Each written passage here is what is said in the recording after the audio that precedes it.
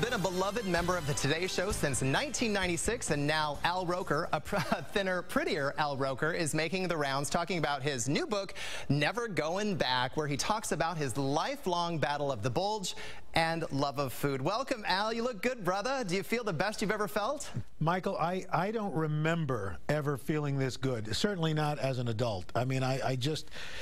and let me rephrase that. I don't remember feeling this good and for this long a period of time. Tell me about the day that you had your light bulb moment, your Oprah moment when you knew something had to change.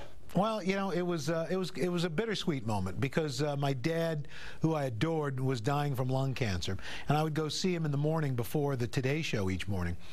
And this one day, he said, "Look, we've been going around the horn about this for years. You've got to swear to me you're going to lose weight, because I'm not going to be here to help raise your grandchildren, to raise my grandchildren. I need to know that you're going to be around." And I swore to him I would, and about 8 days later, he was gone. And I had been thinking about a gastric bypass because I tried everything else. This was my last resort. And I went ahead and did it. March of 2002, I had a bypass. Over 8 months, I lost 140 pounds, went from 340 to 200, and kept it off for 8 years. And then my mom got sick. And I was driving 60 miles a day round trip for 3 months, going to back and forth to a hospital, and I fell back into the old habits, and 40 pounds crept back on.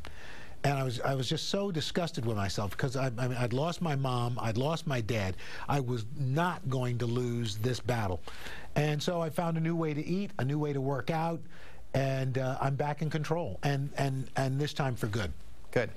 I remember reading in your book people commenting that they like Fat Al or Big Funny Al better, but you're the exact same person. What's up with that?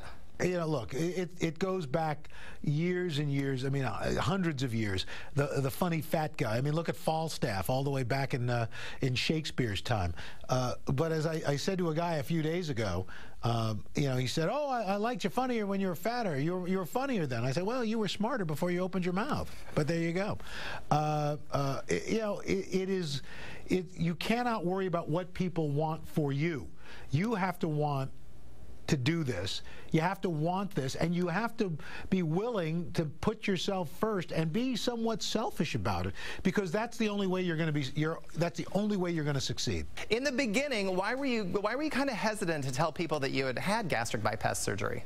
Because, you know, again, I fell into that trap of that thinking, oh, it's kind of cheating, that it's the easy way out. Well, having done it and lived through it, I can tell you, Michael, it is not easy. 1 in 200 people die from it or complications. You can have major gastric issues. You are always going to, for the rest of your life, you're going to be on a multivitamin, a series of multivitamins, because your body can't absorb the nutrients it gets from the food, because the food moves through your body much quicker. There's a lot that goes on with this. And by the way, okay, you lose the weight faster, but you still have to do the work that goes into keeping the weight off. So that means you still have to eat right, and you still have to work out. There's no magic bullet. Got it. All right, well, your book is getting rave reviews, but this gastric bypass business has turned into a bit of a headline because of a little incident at the White House. I know it's a little TMI, Al, but that's some brutal honesty you've got in your book there. Well, look, I had an accident on my way into the White House, and you know, luckily it wasn't that bad, so I was able to just get rid of the offending area and move on. But you know, I put that in there because people need to know the lengths to which people will go to lose weight, and I mean, to the point where I was so desperate that I was willing to have my stomach resectioned and have to live with this for the rest of my life in order to lose weight. Your book features nearly 30 pages of healthy recipes. Do you have a strict regimen where you truly eat the same foods? Here's what I do. For breakfast and for lunch, I'm pretty strict. I have a protein shake in the morning. I may have one for lunch, or if I'm going out to lunch with folks for business or whatever, I have a salad with a fairly clean, lean protein. And then for dinner, I usually have a protein, clean protein. I have a nice green leafy vegetable, and a gluten-free carb, like usually wild rice or sweet potatoes.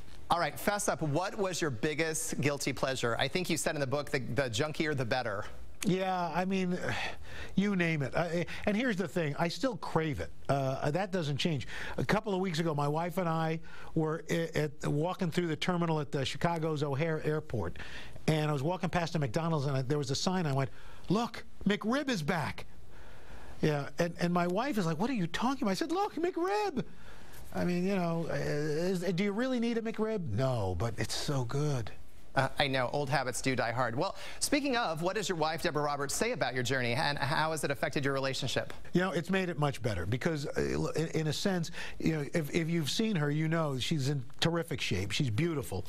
But she wanted that for me. And the problem is, as much as if you're in love with somebody, you care about somebody who has a weight problem, you can want it as much as you want for them, but they're not going to do it or change until they're ready. Until they're ready to make that commitment. And your nagging them or hectoring them is just going to make it worse. So and Deborah has a section in the book where she said she realized it's not her issue, it's mine. And she had to back off. She could be as supportive. Once I made that decision, she'd be as supportive as she could be. But in the meantime, she had to leave it alone. And it is a great book, I want to say. So, Al, I want to say thanks for being on the show today. You are an inspiration to millions of people. Of course, you can catch the beloved Al Roker every morning right before Kansas City Live on your 41 Action News station.